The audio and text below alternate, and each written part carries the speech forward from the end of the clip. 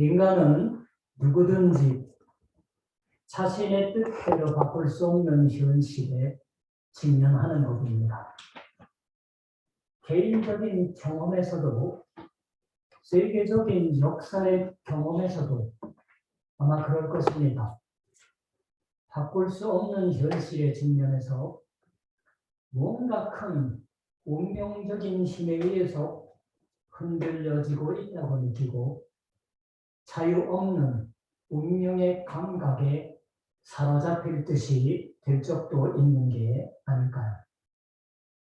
베토벤의 어둠에서 빛으로라는 그의 인생관이 투영되어 있다고 하고 있는 교향곡 5번, 일본과 한국에서는 부제인 운명이라고 알려지고 있지만, 운명이란 사전에서는 인간을 포함한 모든 것을 지배하는 초인간적인 힘 또는 그것에 의하여 이미 정하여져 있는 목숨이나 처지라고 있습니다. 대재해를 경험한 사람, 심각한 병, 불치의 병에 걸린 사람, 용이하게 개선할 수 없는 환경이나 사회의 벽에 앞을 가로막혀서 자신의 인생을 타개해가는 것이 아주 곤란하게 느껴지는 사람, 그러한 현실 속에서 운명을 느끼는 사람들이 많은 게 아닐까요? 예언자 에레미야에게도 그러한 때가 있었습니다. 오늘 아침의 성경 구절은 에레미야의 고백록이라고 그렇게 말하는 문서의 처음 부분입니다. 예언자는 일반 대중 앞에서 하나님의 말을 전하는 법입니다. 그러니까 예언자가 하는 말은 비밀로 되어지는 일 없이 공적인 성격을 가졌던 것으로 공공연한 말일 터입니다. 그것은 가부연설 같아서 결코 프라이베트한 내밀한 얘기라고 말할 수는 없을 것입니다. 그러나 그 예언자에게도 개인적인 탄식을 살짝 입 밖에 낼 때가 있었습니다. 그 유일한 사람이 에레미야예요. 성경에 남아있는 기록은. 에레미야의 고백록에는 그러한 개인의 영혼의 탄식이 표면에 나타났다고 할까? 그게 기록되어 있습니다. 흑사 시편에 보여지는 개인의 탄식의 노래인 것 같습니다. 그것이 에레미야서 안에 보여집니다. 에레미야는 그 개인적 고백 속에서 무엇을 탄식했던 것일까요? 19절에 저는 도살장으로 끌려가는 순한 어린 양과 같았습니다. 세 번역으로 읽어드려요. 사람들이 저를 해치려고 저 나무를 열매가 달린 그대로 찍어버리자, 사람 사는 세상에서 없애버리자, 그의 이름을 다시는 기억하지 못하게 하자 하면서 음모를 꾸미고 있는 줄을 전혀 몰랐습니다. 라고 기록되어 있습니다. 남의 음모의 타겟으로 되어진다고 하는 건 곧잘 있는 얘기라고 말할 수 있을지도 모릅니다. 그러나 그걸 경험한 사람은 생각하고 싶지도 않은 불쾌한 경험일 것입니다. 내용에 따라서는 예사로운 일이 아닙니다. 에레미야의 경우는 어땠을까요? 음모의 내용은 심상치가 않았습니다. 일의 수모자들은 아나돗 사람들, 즉 에레미야와 같은 고향의 사람들이었습니다. 21절에는 그들 아나돗 사람들이 네 생명을 빼앗으려고 찾아 이르기를 너는 여호와의 이름으로 예언하지 말라. 두렵건대 우리 손에 죽을까 하노라 하도다라고 있습니다. 예레미야는 동향 사람들에게 생명을 노려줬던 겁니다. 또 말하면 12장 6절에는 내 형제와 아버지의 집이라도 너를 속이며 내 뒤에서 크게 외치나니 그들이 네게 좋은 말을 할지라도 너는 믿지 말지니라 라고 있습니다. 하나님의 말씀입니다. 고향 사람들에 위한 예레미야 암살 계획이 있고 거기에 형제나 친척도 가담하고 있었다고 하는 겁니다. 대체 어째서 그런 이상 사태가 되었던 것일까요? 예레미야가 요시야 왕의 종교적인 정치 정책에 찬성했기 때문이라는 설이 있습니다. 요시야 왕의 정책은 온 나라에 분산되어 있던 여러 성소를 폐지해서 종교적 제의를 예루살렘 성전에 집중시키는 것이었습니다. 우리는 솔로몬에 의해서 예루살렘 성전이 지어지니까 그 이후로 모든 게 예루살렘 성전에서 이루어져 왔다고 착각을 하는데 절대 그런 게 없었어요. 거의. 그로 인해서 예루살렘에서만 종교적 제의를 하니까 지방에 분산되어 있던 여러 성소에서 일을 해서 거기서 일용할 양식을 얻었던, 말하자면 아나돗의 제사장이었던 에레미야의 가족은 대단히 유명한 집안입니다. 대제사장까지 나온 집안이에요. 생계의 기반을 위협받았다고 하는 설이에요. 그러나 에레미야가 요시야 왕을 적극적으로 지지한 증거는 없습니다. 요시야 왕이 아무리 성경을 통해서 칭찬을 들을지라도 오히려 여호와의 이름으로 예언하지 말라고 하는 으름장을 형제와 친척들로부터 받았던 것이 일의 진상을 전하고 있는 것이 아닐까요? 예레미야가 여호와의 이름으로 이룬 예언, 즉 그가 소명에 응해서 실천한 것 자체가 친척이나 형제의 원한을 샀던 겁니다. 예를 들면 에레미야는 여호와의 성전이라, 여호와의 성전이라, 여호와의 성전이라고 주술처럼 외치는 말을 속이는 말 또는 거짓말이라고 불렀습니다. 그것은 그러다가는 모두 허사가 된다. 공동번역 개정판만 이 번역을 살리고 있고 우리가 읽는 개역개정판이나 새번역은 이 번역이 없어요. 그래서 원문을 히브리어 보니까 있습니다. 영어 성경도 있고 일본어 성경도 있어요. 그렇게 해서 성전에 매달리는 성전신앙을 공격했었습니다. 우리가 배웠지요.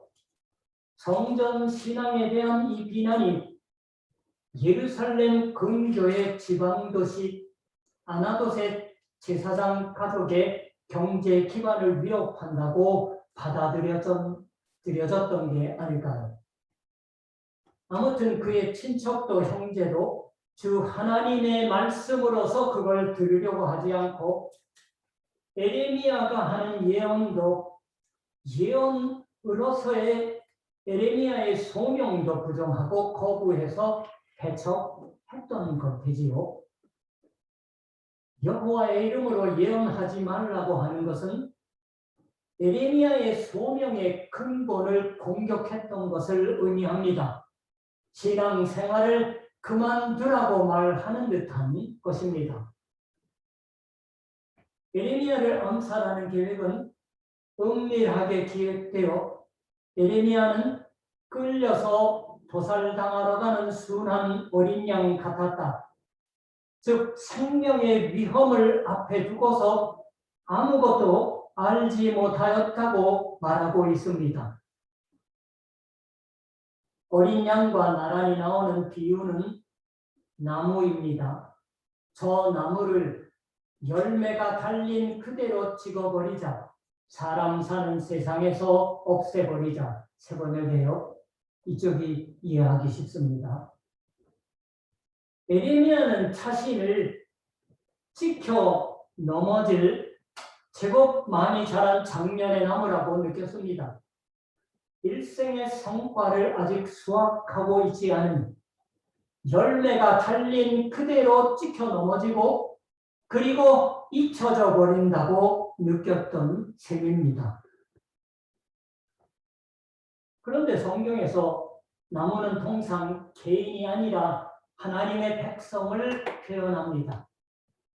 오늘 아침의 말씀의 직전인 11장 16절에 여호와께서는 그의 이름을 일컬어 좋은 열매 맺는 아름다운 푸른 감람나무라 하였었으나, 그의 이름이라고 하는 것은 이스라엘 백성을 가리켜서 감람나무, 즉 올리브의 나무라고 불렀으나라고 있습니다.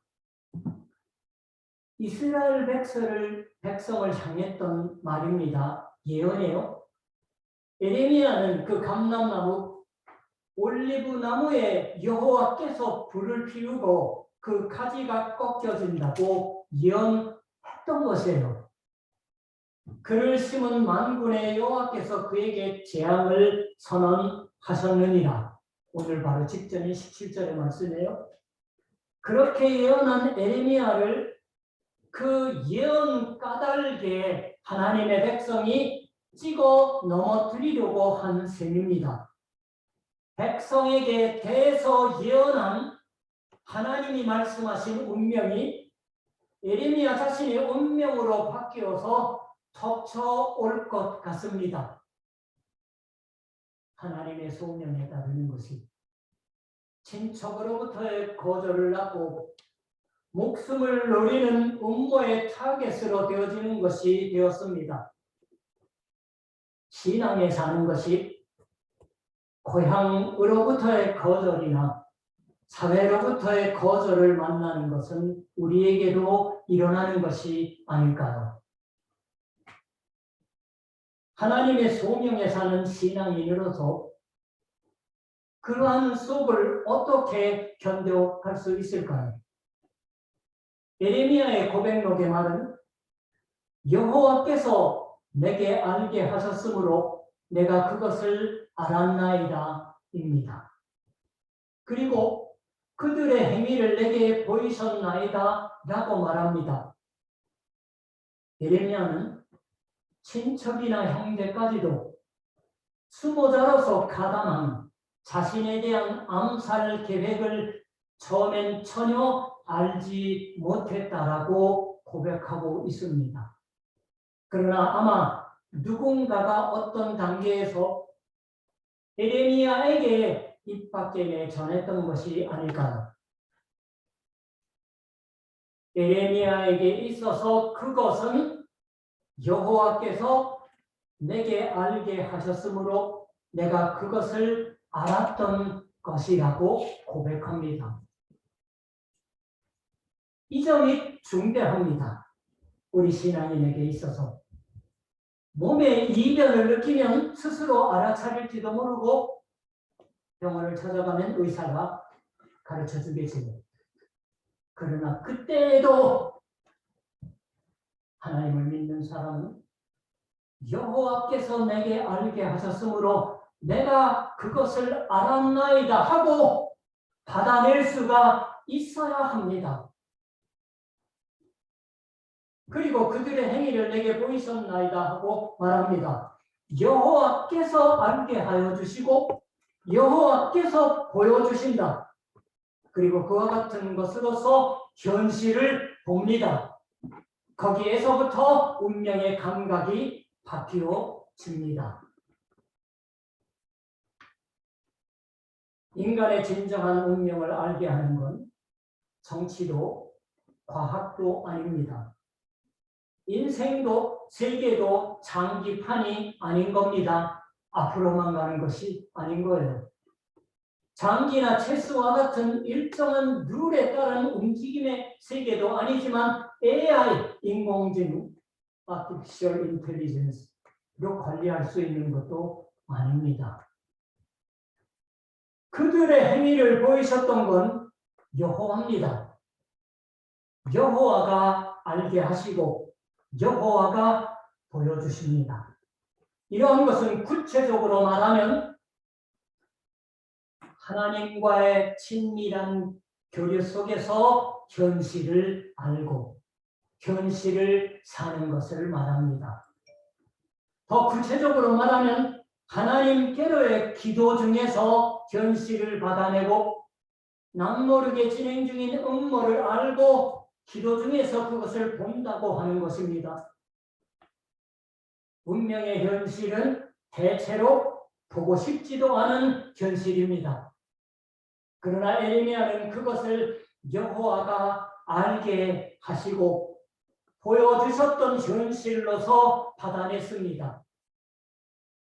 보다 깊이 알고 보다 진실하게 보고서 현실을 받아내는 것을 여호와께서 알게 하시고 여호와께서 보여주셨다라고 고백을 합니다. 그때의 기도도 기록되어 있습니다. 공의로 판단하시며 사람의 마음을 감찰하시는 만군의 여호와여, 나의 원통함을 주께 아뢰었사오니 그들에게 대한 주의 보복을 내가 보리이다. 공의로 판단하시며 사람의 마음을 감찰하시는 만군의 여호와여라고 기도하는 사람은 이미 운명의 감각에 억눌려 있지 않습니다. 피할 도리가 없다고 하지 않습니다. 운명의 참된 주제자가 누구인가를 알고 있습니다. 운명의 참된 주제는 자신의 목숨을 차지할 수 있다고 여기는 자신의 목숨을 노리는 고향 사람들도 아니고 그 시대의 사회나 국가 정치의 현실도 아닙니다. 만군의 여호와가 있으십니다. 현실을 까마득히 초월하고서 더구나 현실을 제어하여 음모에 섞지 않으며 오히려 그것을 들어 쓰셔서 운명을 주재하는 하나님이 있으십니다. 운명을 주재하는 하나님께로의 신앙이 이 기도에 표현되어 있습니다. 예레미야는 만군의 여호와인 하나님께 기도하여 고소하고 모든 생각을 털어놓아 그리고 나의 원통함을 주께 아뢰었사오니 라고 기도의 말을 맺었습니다. 우리 성경은 중간에 나오는데 문장에 맨 끄트머리 나오는 말이에요. 일본어 성경은 유다네마스라고 있는데 그 단어는 없어요. 또 여기에요. 철저하게. 보라 내가 그들을 벌하리니 청년들은 칼에 죽으며 자녀들은 기근에 죽고 하나님의 말씀이에요. 공의로 판단하여 주시옵소서. 나의 원통함을 아뢰었습니다라고 한 기도에 대해서 여호와 하나님의 대답의 말씀입니다. 얼마 안 있어 역사는 가혹한 경과를 더듬어 아나돗은 괴멸하여 살아남은 사람들은 살아남은 아나돗 사람들은 바벨론 포스 포로로 끌려가 버렸습니다. 그런데 하나님은 에레미야의 기도한 대로 모든 것을 진행시켰던 것은 아니었습니다. 에스라서 2장에 바벨론 포로에서 귀환한 백성의 인원수가 기록되어 있습니다. 그 중에 아나돗 사람 128명이 일본어 성경과 원문을 보면 남자 128명이에요. 그러니까 여성도 끼면은 어느 정도 이론이 되겠지요. 그러나 이때 바벨론에서 돌아온 것은 엄청나게 적은 숫자입니다. 설령 보복을 원했다고 해도 하나님께 호소하고 하나님께 아뢰어사오니라고 기도하는 게 기도입니다. 운명의 주제자인 하나님께 호소하여 아뢰었으니까 하고 맡깁니다. 하나님께로의 두터운 신뢰가 친한 이들의 배반을 만난 사람을 운명의 감각에서 자유롭게 합니다. 하나님이 주재하고 있으시는 것에 신뢰를 두게 합니다. 어떤 가혹한 운명 속에서도 두텁게 신뢰할 수 있는 하나님이 있으십니다. 주 예수의 보복하지 말라.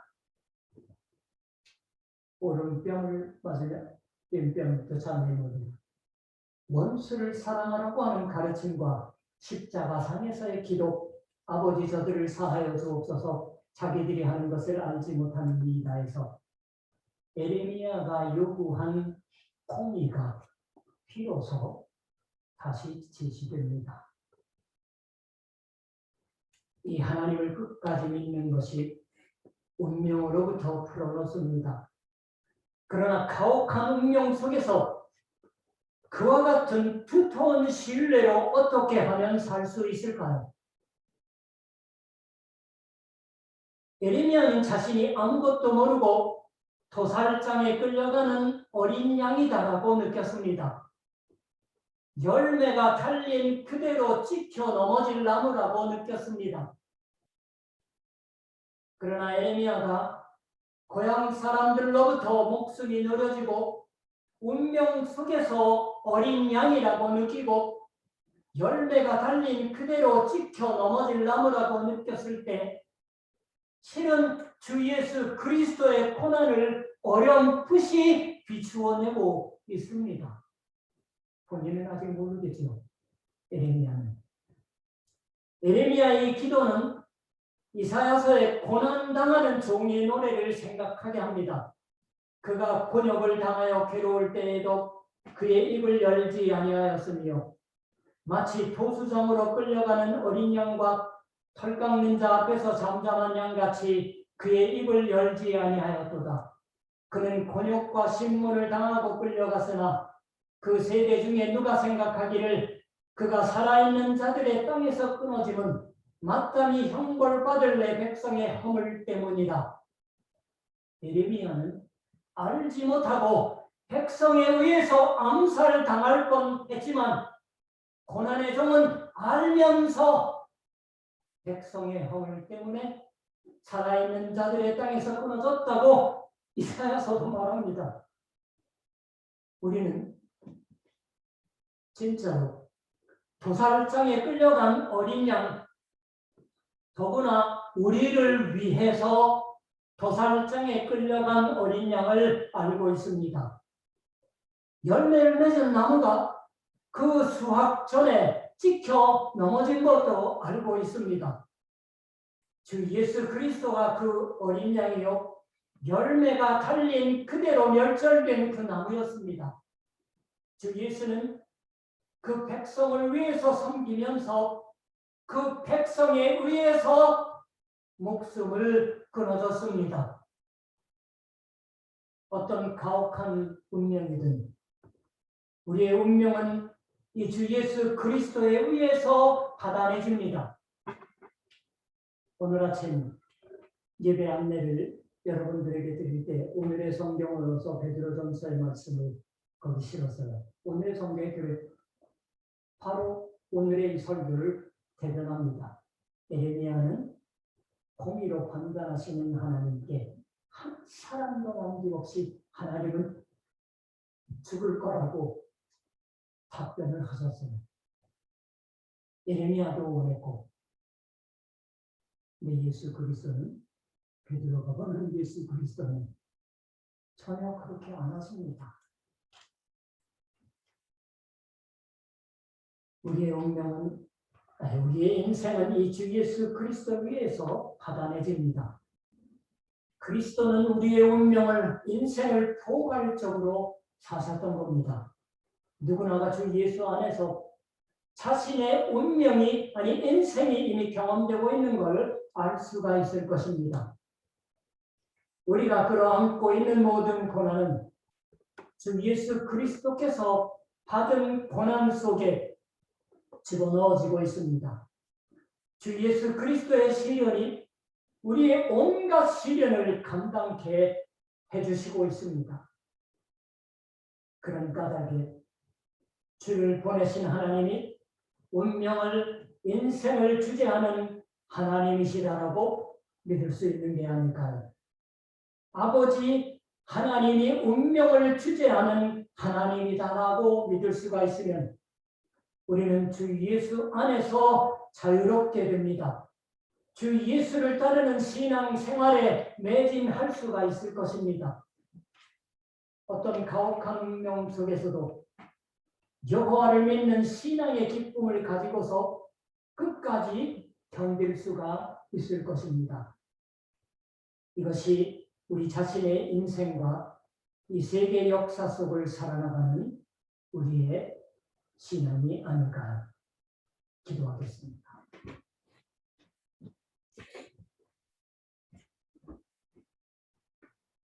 예레미야의 영혼의 탄식을 그 어느 예언자도 입 밖에 내본 적이 없는 것이 아니라 성경의 말씀으로 기록되어 남아있는 예언자의 영혼의 탄식의 말씀은 없습니다.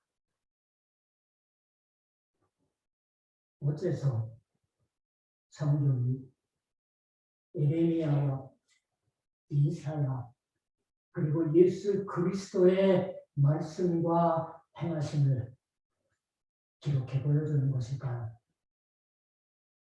이 험한 코로나 와중에서 1년 동안 우리가 사는 거처를 넘어 밖으로 가지 못하는 덕분에 자연에 있어서의 바다의 생물과 육지의 생물들의 생존이 얼마나 비약적으로 늘었는지 우리를 한번 돌아보게 하여 주십니다. 인간의 감성이 하나님이 창조하신 대로 사이좋게 지내라고 하는 말씀이 아니오라. 우리 마음대로 우리의 먹고 마시기 위하여 육지와 바다의 생명들 함부로 취급해 온 것을 깨닫게 하시는지도 모릅니다. 하나님, 더욱더 우리들의 생활 속에서 창조의 그 섭리를 깨달아 알며 예레미야의 기도와 탄식 속에서 이사야를 그리고 예수 그리스도를 통하여 우리 인류에게 주신 그 해답이 우리의 생명 있는 존재가 살아가야 할 그 방향인 줄 믿습니다. 더욱더 우리들의 교회가 하나님의 그 모든 생명을 주재하시는 그 섭리를 전하는 데 더 열심을 내는 생활의 모습이 되기만 하여 주시옵소서. 감사드리며 예수님의 이름으로 기도드립니다. 아멘. 성경가 398장입니다.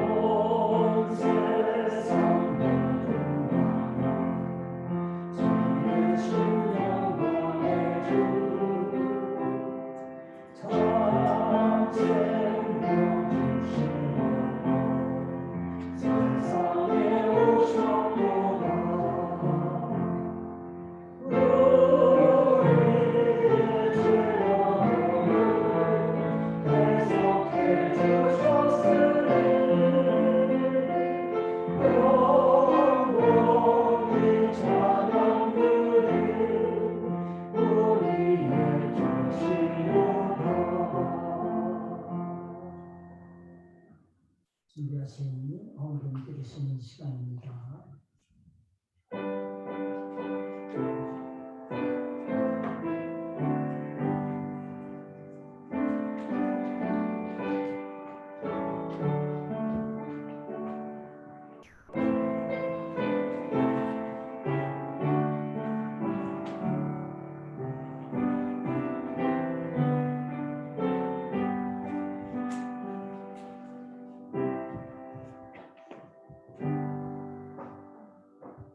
기도 드립니다.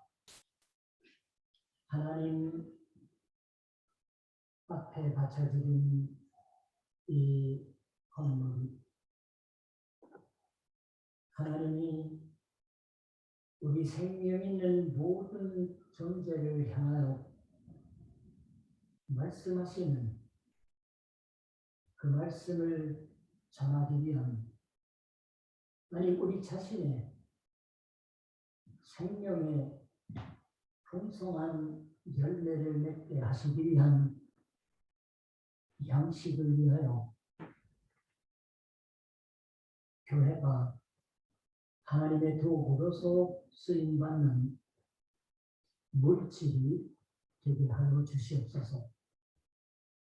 우리 사람의 생각과 말이 아니오라 오로지 하나님의 기쁘신 경륜과 계획 속에서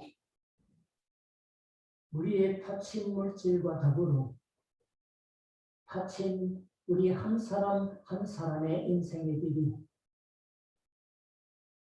참으로 주님이 기뻐하시는 그 길이 될 수 있도록 인도하시는 줄 믿습니다. 세상에 서게 하신 모든 교회가 더욱더 말씀으로만 돌이켜서 세상을 향한 소망과 내일을 향한 비전을 전하기에 더욱 열심히 있는 교회가 되게 하여 주시옵소서. 우리들의 교회가 이 지역 사회를 향한 빛과 소금의 일을 하나님 감당하시기 위하여 스크바 동정교회 한 사람 한 사람 택하신 하나님의 백성으로 불러주셨습니다. 하나님, 우리의 마음속에 품는 생각과 우리의 입을 통해 나오는 말과 우리의 드러나는 자그마한 행동들이 하나님이 영광 받으시기에 합당한 그러한 우리들의 평소의 생활의 모습이 되게 하여 주시옵소서.